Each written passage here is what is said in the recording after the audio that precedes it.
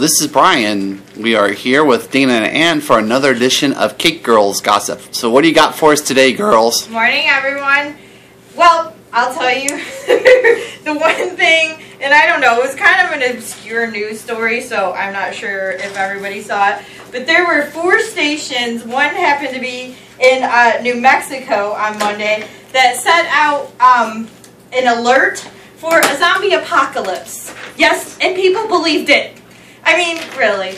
It was, did you see it? Yes, I did. Okay, so it was like, you know how they have the weather alert system for tornadoes and everything else? Well, apparently someone hacked into the system and decided to send out a warning that the dead were coming to life and attacking the living. And people, people actually called the television station to ask if it's real.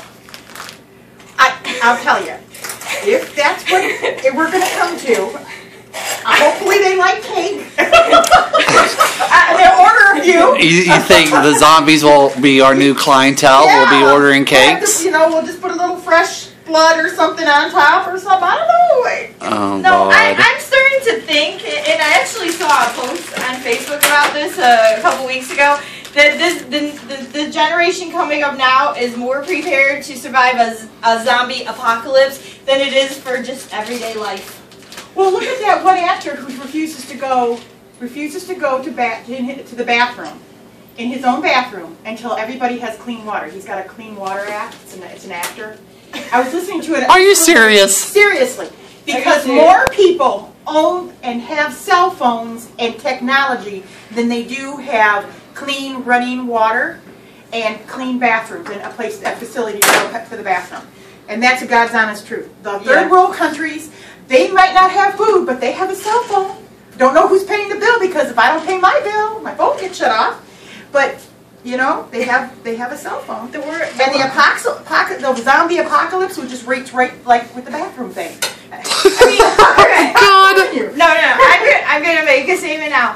The Walking Dead is a TV show, people. It's not real. Do not panic. It's not the War of the Worlds. Visit me in the fall when I'm making zombies. Yeah, you can go to Dana's haunted house, and then those zombies are real, but they take their makeup off at the end of the night. That's right, and they wander through through the apple orchard at Irwin's, and So it's okay. They eat pasta instead of worms. I mean, let's be real here. But you know. I mean, okay, well, we can confirm that the zombie apocalypse is not real. Not real. So what baking tips do you have for us today? But I have one more thing. Oh, okay. Why would you want to survive the zombie apocalypse? This is what I don't get about the doomsday preppers. If the world blows up, I don't want to survive it. Please take me first. Why do I want to live in a hole with the same 7 people and whatever food we have left for the rest of my life? No, please blow me up. That's all I'm saying. Okay. All of our friends say when the world comes in, they're coming to my house, because between my brother, and he's all prepared. He's a police officer. He's prepared. My children were all EMTs, firemen. They're all coming to my house because it's going to be safe there. I'm like, I won't be coming. I want to be blown up. I don't want to live with 7 people for the rest of my life. I probably won't even like That's right. We don't like that each other that much. Oh, God. Okay. My tip of the day is how to fill a pastry bag properly so that you don't get all your icing and stuff around the top of the bag. You want to cup the bag around your hand like that. So you stick the icing down in, and see how I take the spatula and run it against my thumb to get the icing off. So you can fill it, do that. So see, now when I do it up like this, I have no icing around the top, so my icing doesn't come out and I don't get icing all over my hand. Oh, that's cool. So Dana, what do you have for us today? I'm going to show you how to split and fill a cake.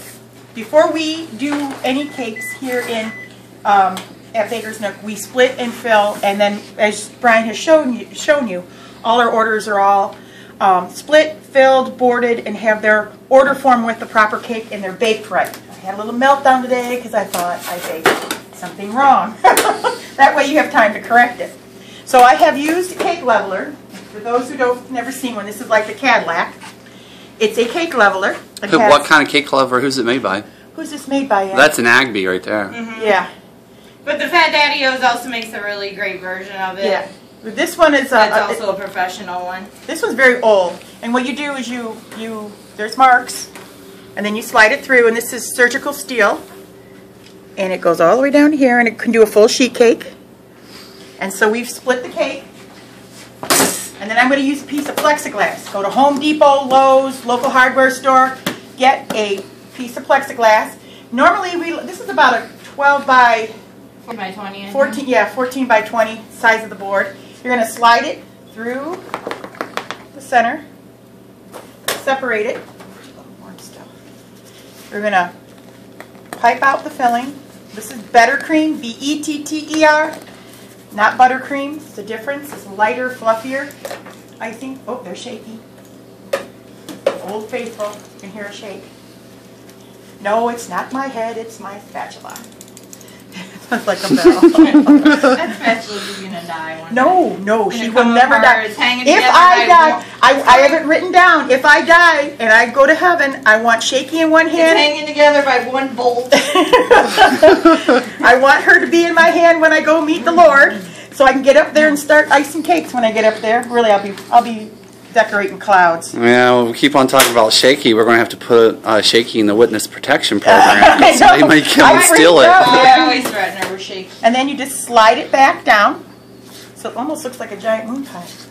And then you just clean up your edges, because it is kind of crummy. And you know chocolate loves to spread her crumbs. And then now our cake has a filling in it. I'm just cleaning up the edges with the icing, and I want this to sit down. That's my tip of the day. Oh, the other thing is too, when you are going to do a chocolate or a red velvet and you're doing a very light coat of icing, crumb coat your cake. Crumb coat is a very thin layer of icing, and what it does, it does exactly what it says. It holds all the crumbs. So when you put your finished coat of icing on your cake, you are not going to get any crumbs in your cake. Oh, that's good. Well, okay. Well, girls, I want to thank you for today's edition, and we'll see you guys next week. Say bye-bye. Bye. Bye.